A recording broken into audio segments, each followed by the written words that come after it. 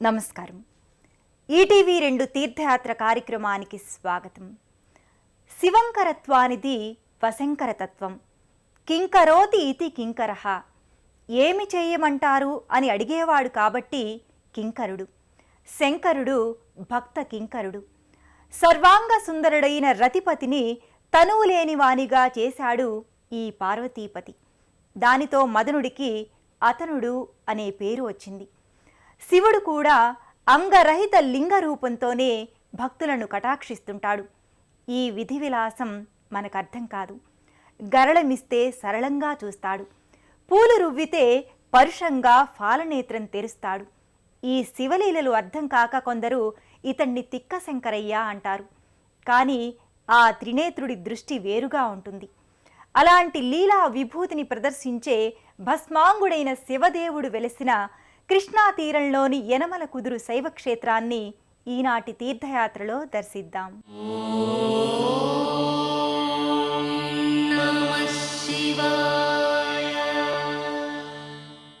విజయవాడకు సమీపంలో కృష్ణా తీరంలోని యనమల కుదురు ప్రాంత పర్వతంపై కొలువైన పార్వతీ సహిత ఫాలనేత్రుడికి రామలింగేశ్వరుడని పేరు. రామలింగేశ్వరుడు అనగానే రాముడు ప్రతిష్ఠించిన లింగం అనిపిస్తుంది. కానీ ఇది పరశురాముడు ప్రతిష్ఠించిన లింగం. 1000 మంది మునులు ఈ కొండపైన తపస్సు చేసుకుంటూ ఉండేవారు. 1000 మంది మునులు కుదురుకున్న ఈ పర్వతాన్ని 1000 మునుల కుదురు అని పిలిచేవారు. కాలక్రమేణా వ్యావహారిక సౌలభ్యంగా ఈ 1000 మునుల కుదురును గ్రామీణులు యనమల కుదురుగా పిలుస్తున్నారు. అలాంటి ఋషి సత్తములు ధ్యానించిన తపోభూమిలో వెలసిన రామలింగేశ్వరుని దర్శించుకొని ధన్యులమవుదాం. శ్రీకంఠ సాంబ ఈశానః పార్వతీ ప్రాణవల్లభః వృషారూఢో విష్ణుసఖ శివయేవ గతిర్మమ. విజయవాడ సమీప కృష్ణా తీరంలో నదీ తీరానికి సుమారు 612 అడుగుల ఎత్తైన పర్వతం మీద వెలసిన చారిత్రక ప్రసిద్ధి చెందిన ఆలయం శ్రీ పార్వతీ రామలింగేశ్వర స్వామివారి ఆలయం.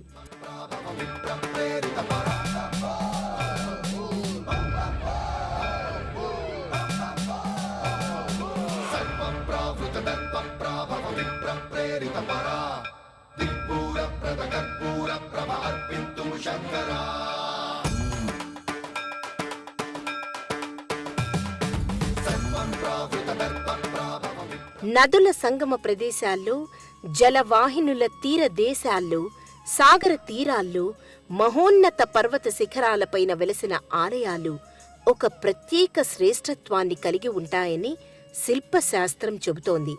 అలాంటి శ్రేష్టమైన పర్వతంపై వెలసిన ఆలయమే ఈ యనమల కుదురు శివాలయం.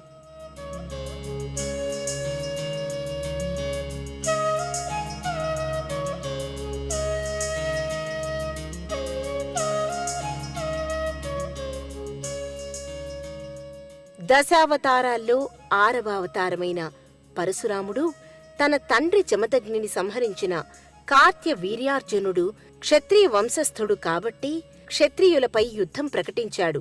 రక్తపాతకాన్ని పరిహరించుకోవడానికి ప్రాయశ్చిత్తంగా దేశమంతా పర్యటిస్తూ అనేక నదీ స్నానాలు, అనేక దేవాలయ సందర్శనలు, లింగ బింబ ప్రతిష్టలు చేసుకుంటూ వచ్చాడు పరశురాముడు.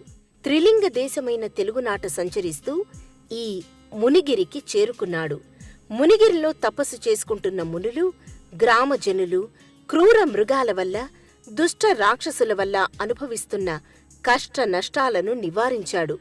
అందువల్ల తపోభంగం వాటిల్లకుండా 1000 మంది ఋషులు ఇక్కడ తపస్సు చేసుకోగలుగుతారు. దానితో మునిగిరిగా పేరుగాంచిన ఈ శిఖరం మీద శివలింగానికి వాయులింగమని పేరు. నాగేంద్ర స్వామివారు భక్తులకు అనేక రూపాలలో దర్శనమిస్తూ ఉంటారు.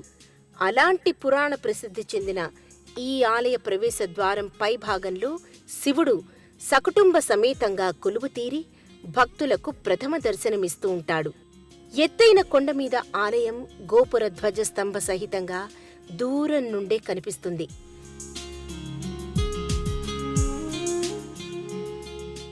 దారిలో ఆంజనేయ స్వామివారు విశ్వరూపమెత్తినట్లున్న శ్వేతవర్ణ భారీ విగ్రహం ఎదురవుతుంది. ఈ విగ్రహం ఏకాదశ రుద్రాంశ తాననే సత్యాన్ని భక్తులకు చాటి చెబుతున్నట్లుంటుంది. అరుణమాలాలంకృతుడై ముకుళిత హస్తుడై ఈ దాసాంజనేయుడు నగరాన్ని శుభదృక్కులతో చూస్తున్నట్లుంటాడు. 18 అడుగుల వెడల్పున్న రాతి మెట్లతో శోభిల్లే ఆలయ ప్రవేశ రాజగోపురం భారీ ఎత్తున నిర్మితమైన అసాధారణ నిర్మాణం. త్రికలశ పంచకలశ ప్రతిష్ఠిత రాజగోపురాలే మనకు దర్శనమిస్తూ ఉంటాయి తప్ప సప్తకలశ ప్రతిష్ఠిత విరాట్ రూప రాజగోపురాలు అతి తక్కువ. వివిధ అంతరువులున్న ఈ రాజగోపురం మధ్యన చతుర్ముఖ బ్రహ్మ ఆసీనుడై ఉంటాడు. ఆలయ రాజపోషకులు, పాలకులు, ద్వారపాలకులు, పరిచారికలు, వనితామూర్తులు, సంప్రదాయబద్ధ యక్షిణులు ఒకటేమిటి ఈ భారీ గోపురం మీద శిల్ప పరికరాలు తాండవించాయి. శిల్పశాస్త్రం భరతనాట్యమాడింది.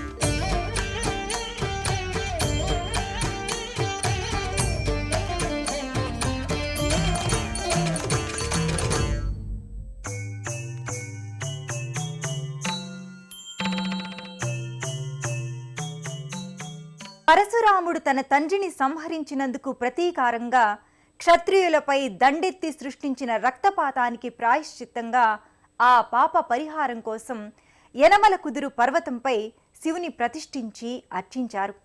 శ్రీరాముడు కూడా తన వనవాస కాలంలో ఈ లింగమూర్తిని దర్శించుకున్నారు. మునిగిరిగా కూడా పిలువబడే ఈ యనమల కుదురు పర్వతం పైన వెలసిన గంగాధరుని చాళుక్య రాజులు, కాకతీయులు, విజయనగర ప్రభువులు దర్శించుకునేవారు.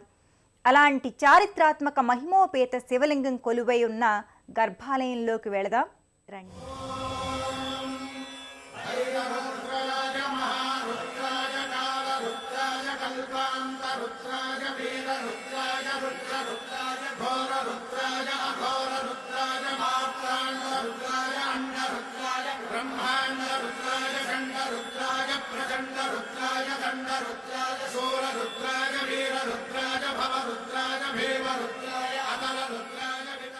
పురాతనమైన ఈ ఆలయంలోని గర్భగుడిలో వెలిసిన శివుడికి జరిగే అభిషేకాలు భక్తుల్లో భక్తి పారవస్యాల్ని సృష్టిస్తాయి.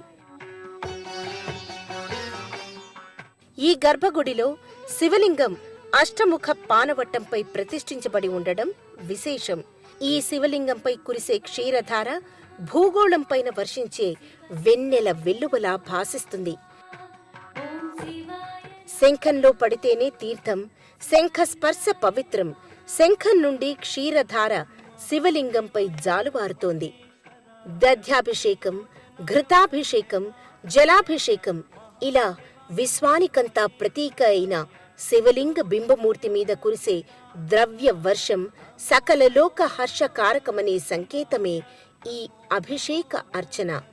ఓం హరహర మహాదేవ అంటూ గంటా నినాదంతో శర్కరాభిషేకం, జలఫల రస గంధాభిషేకాలు జరుగుతూ ఉంటాయి.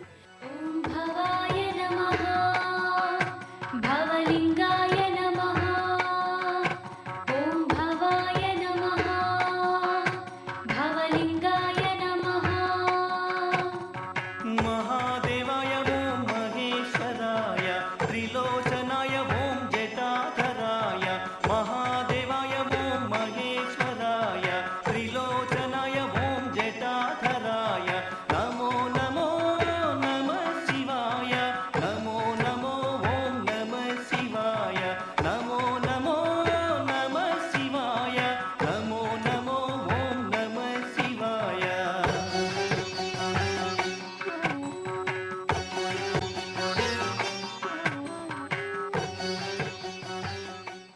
విభూతి జలధారలతో అంగుళీహస్త రేఖా విన్యాసాలతో శివలింగం ఒక విశ్వలింగంలా భాసిస్తుంది.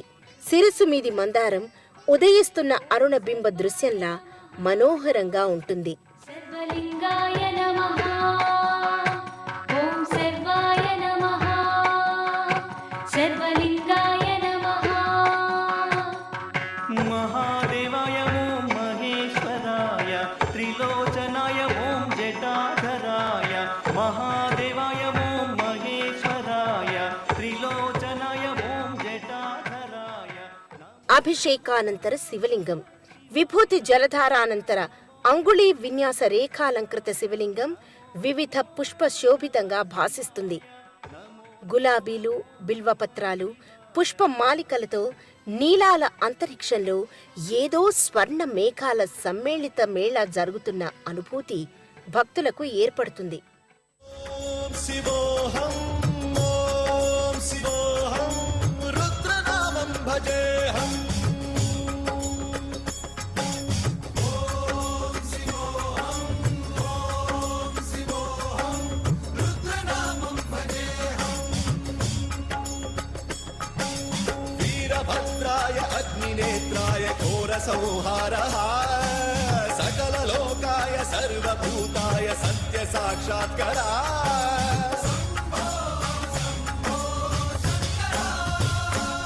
ఓం శివోహం ఓం శివోహం. ఆదిశక్తికి ప్రతిరూపమైన పర్వతరాజపుత్రి పార్వతీదేవి శక్తి, భక్తి, రక్తి ముప్పిరిగొన్న ఒక త్రివేణి సంగమ స్వరూపం. ఆమె అమ్మలగన్నయమ్మ. శిలాశిఖరానికి పుట్టిన ఆ తల్లి హృదయం మాత్రం శిరీష కుసుమ పేసలం.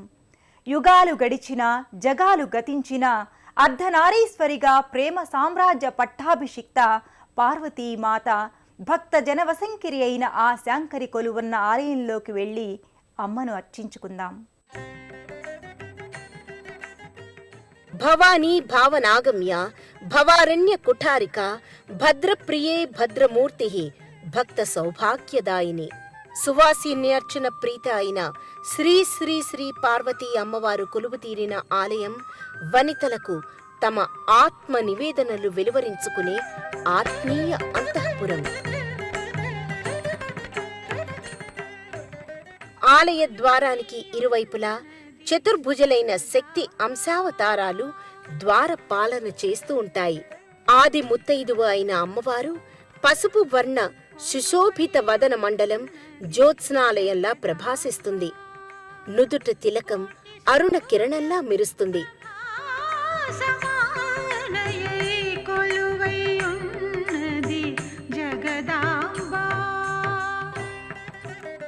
విశాల నయనాలతో మంగళగౌరి అయిన ఈ పార్వతీమాత కంఠాన మాంగళ్య శోభతో, అరుణవర్ణ వస్త్రధారణతో, పాశాంకుశ అభయ వరద హస్త ముద్రలతో, భారీ స్వర్ణహార సంశోభిత వక్షస్థలంతో, పాదాల దగ్గర కుంకుమ రాశితో శోభిస్తుంది. నమో దేవ్యై మహాదేవ్యై శివాయై సతతం నమః.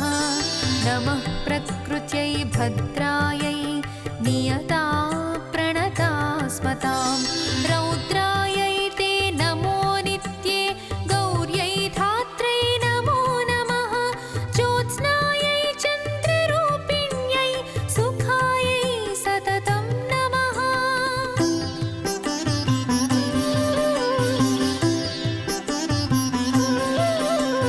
కళ్యాణ్యై ప్రాణినామృధ్యై సిద్ధ్యై కూర్మ్యై నమో నమః. నైరుత్యై భూభృతాం.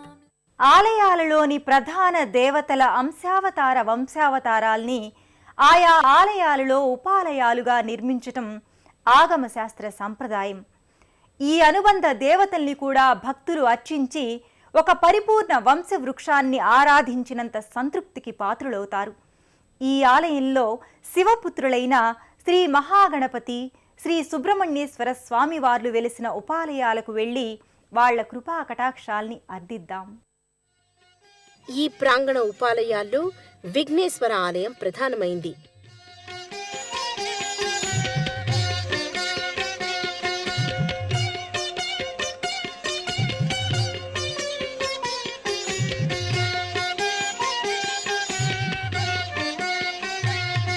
ముదాకరాత్తమోదకం సదా విముక్తిసాధకం ముదాకరాత్తమోదకం సదా విముక్తిసాధకం కళాధరావతంసకం విలాసిలోకరక్షకం కార్యాలను సిద్ధించే విధంగా బుద్ధినిచ్చే బృహస్పతి వినాయకుడు. ఒకవైపు కార్యసిద్ధికి కావలసిన ఆరోగ్యాన్నిచ్చే వైద్యనాథుడు షణ్ముఖుడు కొలువై ఉంటారు. వినాశితే భదైత్యకం నతాశుభాశునాశకం నమామి తం వినాయకం ముదాకరాత్తమోదకం సదా విముక్తి సాధకం ముదాకరాత్తమోదకం సదా విముక్తి సాధకం నమామి తం వినాయకం నమామి తం వినాయకం. గణపతి ఆలయానికి చేరువలోనే శ్రీ బాలసుబ్రహ్మణ్యేశ్వర స్వామి వారి ఆలయం ఉంది.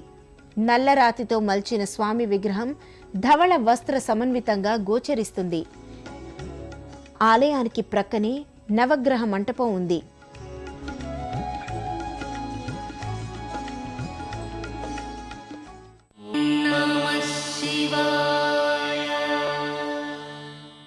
శ్రీ శ్రీ శ్రీ పార్వతీ రామలింగేశ్వర స్వామి వారి ఆలయంలో జరిగే బ్రహ్మోత్సవాలను, మహాశివరాత్రి పర్వదిన ప్రభోత్సవాన్ని, కళ్యాణోత్సవాన్ని, గ్రామోత్సవాన్ని, వసంతోత్సవాన్ని దర్శించుకొని ధన్యులమవుదాం.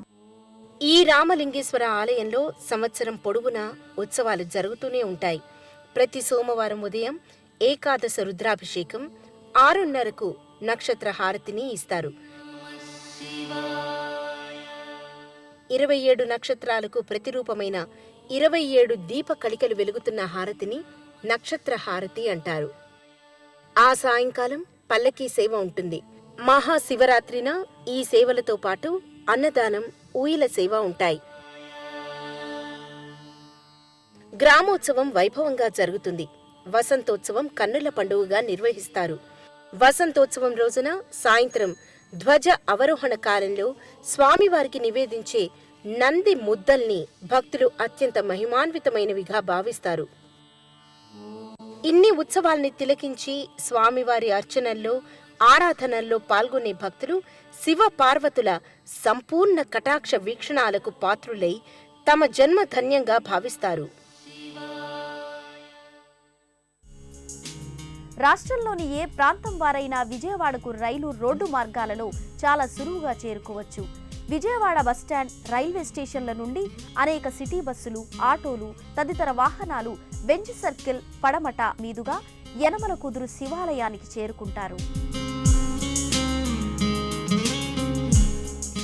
శివ కుటుంబం ఎప్పటికీ ఒక నవ కుటుంబమే.